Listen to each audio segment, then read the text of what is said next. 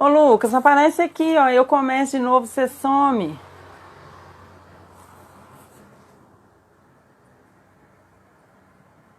Vamos ver, Lucas.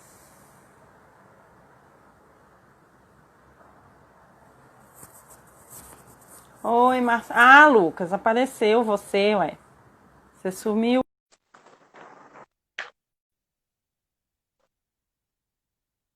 Vamos ver.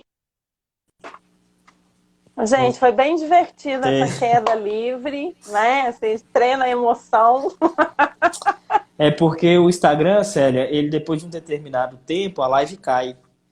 Não, mas É, ele avisa a gente, Lucas. Ele fala assim: 3 minutos, 1 minuto. Dessa vez é ele não fez danado. nada. Plá! E não tinha dado 1 hora ainda. Eu Assim, acho que é porque simplesmente. o papo tava bom e aí ele.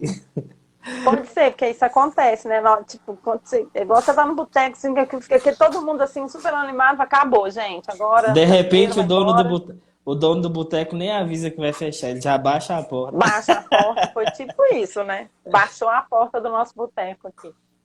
Mas Ô aqui, Célia, sim, só para eu retomar, porque a gente estava bem conversando nesse lugar do conselho, né? Assim, sim. é, esse lugar do conselho de receber informação e depois de tomar as providências ali, né? Aplicar as medidas e coisas nesse sentido. Né? E queria um pouco falar sobre isso, né? Que eu acho que é super importante também as pessoas entendam um pouco o que é essa dinâmica do conselho, que não é nem falar que o conselho não atende e nem falar que o conselho É. só manda para lá. Eu acho que é uma às vezes as pessoas não entendem a complexidade que tem aí dentro dessa atuação do conselho tutelar. E aí pensando num caso, por exemplo, de trabalho infantil. Ontem a professora Fabíola, do curso de Serviço Social da Unimontes, ela falou muito bem sobre isso, num encontro que nós fizemos aqui no norte de Minas, né? Os conselhos tutelares. É, o conselho tutelar ele tem que superar essa fala de que isso não é minha atribuição, né? Porque é ameaça, é violação de direito, é atribuição do conselho tutelar. Agora, o É. conselho tutelar ele tem que avançar nos protocolos e nos procedimentos. Como é que ele vai atender o caso a caso? Como é que ele vai atender cada demanda, né? Então, o legislador ele foi muito feliz de quando ele aplicou o princípio da democracia participativa ao Conselho Tutelar, de escolher membros da sociedade local, porque entendeu que essas lideranças conhecem, pressupõe, né, que essas lideranças conhecem os problemas da comunidade local, do seu município. E esses agentes políticos, eles vão atender essa criança e adolescente e aplicar medidas de proteção, que é por isso Uhum. que a gente fala encaminhar, talvez. Então, para aplicar essas medidas de proteção, o legislador conferiu ao Conselho Tutelar o poder de requisitar serviços públicos, né? Então, o Conselho Tutelar ele requisita serviços públicos na área de assistência, saúde, educação, previdência, segurança pública, né? Então, quando o Conselho Tutelar bate na porta da Polícia Militar lá e chama a polícia para poder acompanhá-lo, para assegurar a integridade física dos conselheiros e de uma determinada criança ou adolescente ou de algum cidadão, o Conselho Tutelar não está pedindo favor, né? O Conselho Tutelar ele está solicitando porque ele tem essa prerrogativa. Né? Então, ao identificar, o Conselho Tutelar ele vai ver o problema, identificou a violação de direito até a exploração do trabalho infantil. Quais são os serviços dentro dessa política de atendimento aqui do meu município que vai atender isso? A gente não pode esboçar uma regra, Célia, de que é esse, aquele. A grosso modo, sim. Mas cada caso é um caso. E o conselheiro tutelar, o colegiado, ele tem que ter a sensibilidade de ver o problema, interpretar de acordo com a lei e aplicar a lei. Né? Então, para aquele caso específico daquela criança que está em situação de trabalho infantil e essa criança está machucada, será que não era interessante encaminhar essa criança para a saúde, né? Porque ela está com as mãos machucadas em razão desse trabalho, para essa criança, para que ela possa ser preservado o direito à saúde desse sujeito? Aí vamos pensar, vamos encaminhar para o CREA, se o município tiver, ou então para o CRAS, quando não tem, para poder acompanhar essa família, trabalhar a função protetiva dessa família, ajudar essa família a superar essa situação de violência que ela vivencia, né? Fortalecer, como eu disse, a função protetiva dessa família, né?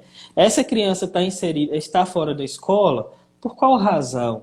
O problema é porque na escola ela era vítima de bullying, ela é vítima de preconceito em razão do lugar que ela estava, de vulnerabilidade. Então vamos inserir de novo essa criança dentro da escola, vamos trabalhar isso, né? Então quando fala assim, encaminhar, é isso, né? É requisitar esses serviços, como está lá no artigo 136 do ECA, para buscar o que a resolução do CONANDA fala, a 170, a solução efetiva do problema.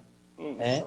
Nós não temos uma receitinha para todos os problemas, por isso que é necessária essa sensibilidade aí, Célia, do conselheiro tutelar, esse engajamento. Agora, é inconcebível, Célia, é inconcebível, e eu vejo muito isso, conselheiros tutelares que naturalizam a prática do trabalho infantil. Isso é inconcebível, sobretudo nesse tempo que a gente está vivendo aí, polarizado, né? Assim, onde querem... Tô igual o senhorzinho malto, tá? onde querem fazer com que algumas práticas que já foram abolidas no nosso sistema retornem como algo normal, a agressão, a criminalização. É inaceitável que o conselheiro tutelar ele tenha essa mentalidade.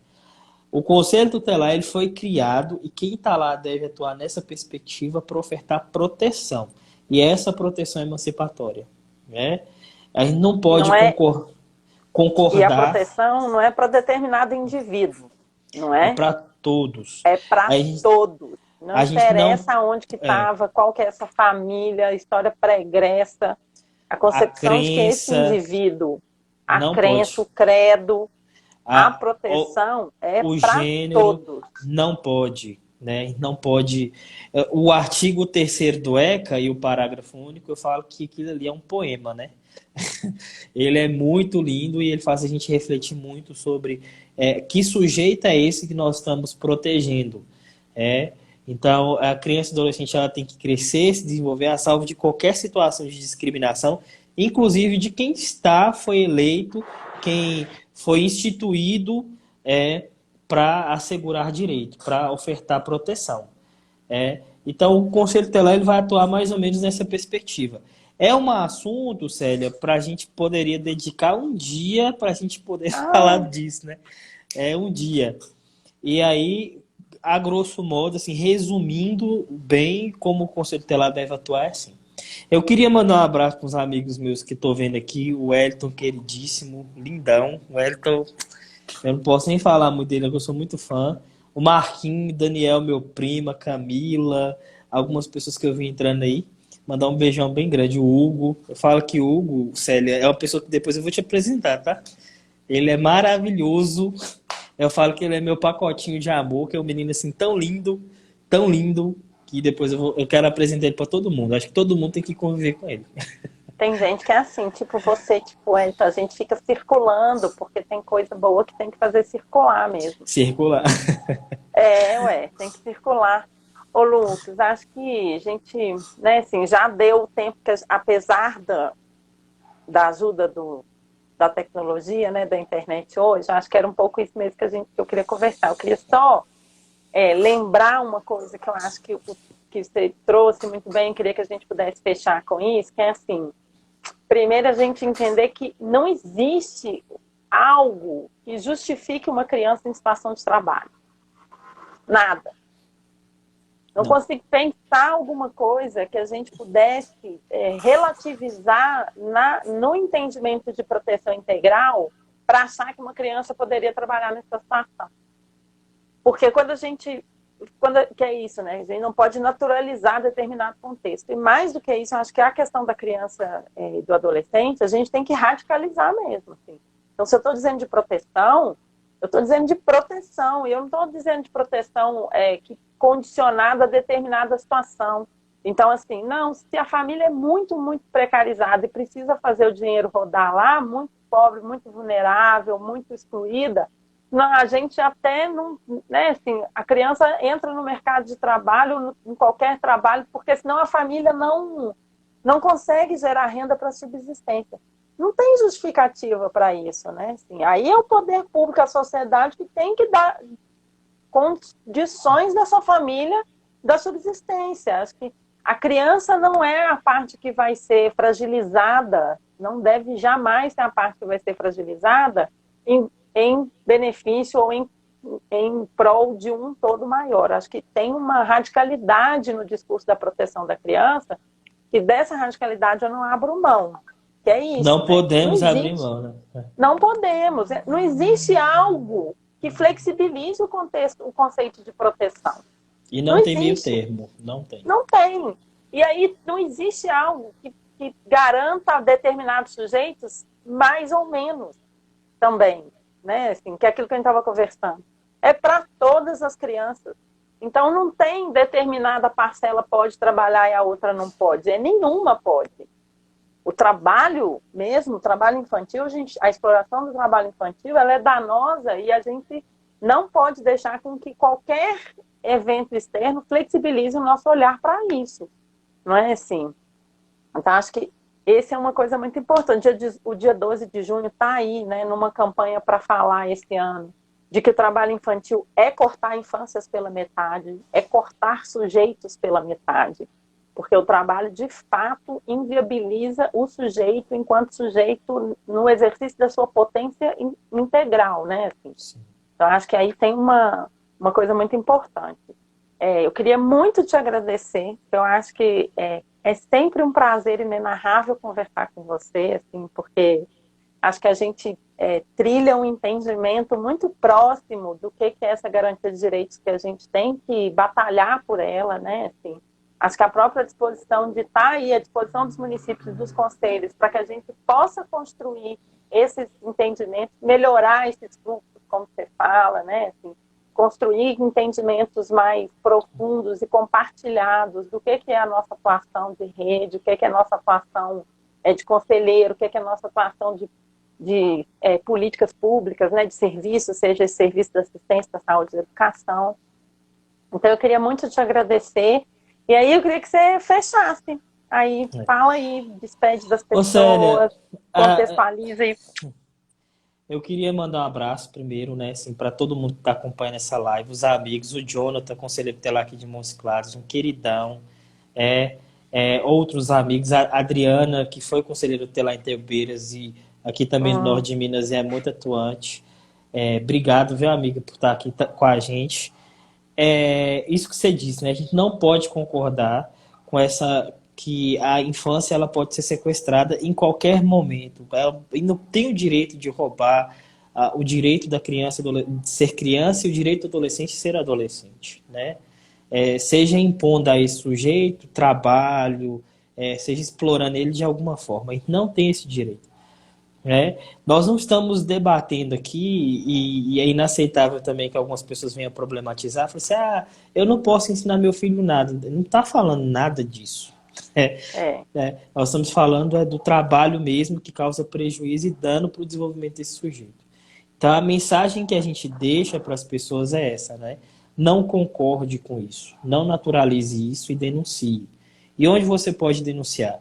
É o Conselho Tutelar, é no CRAS, é no CREAS, é em qualquer serviço público que estiver próximo de você, faça isso chegar nos órgãos competentes, mas não se cale, não se acovarde e achar que não é comigo, com ela pode, então não tem essa postura, né? E para os municípios, a gente se coloca à disposição, né, Célia? Essa proposta da consultoria é bem legal. E eu falo assim, tem hora que as pessoas que estão dentro da cidade não conseguem enxergar o problema ou pensar para além do problema, né? E nesse lugar da consultoria é bem legal porque a gente traz uma bagagem, a gente traz uma vivência e ajuda esse município a olhar por cima. A gente consegue olhar por fora e junto com esses municípios, junto com traçar estratégias para melhorar, para aprimorar o atendimento à criança e adolescente, né? Então, minha amiga, eu estou aí à sua disposição para várias parcerias. Eu quero te agradecer mesmo, tá? Gratidão por essa amizade.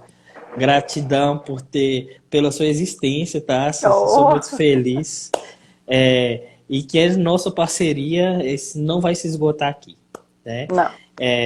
Toda vez que você precisar e eu precisar, eu vou te chamar para a gente fazer debates e levar um pouco de informação para as pessoas, tá? É isso. Obrigado. Estamos aí.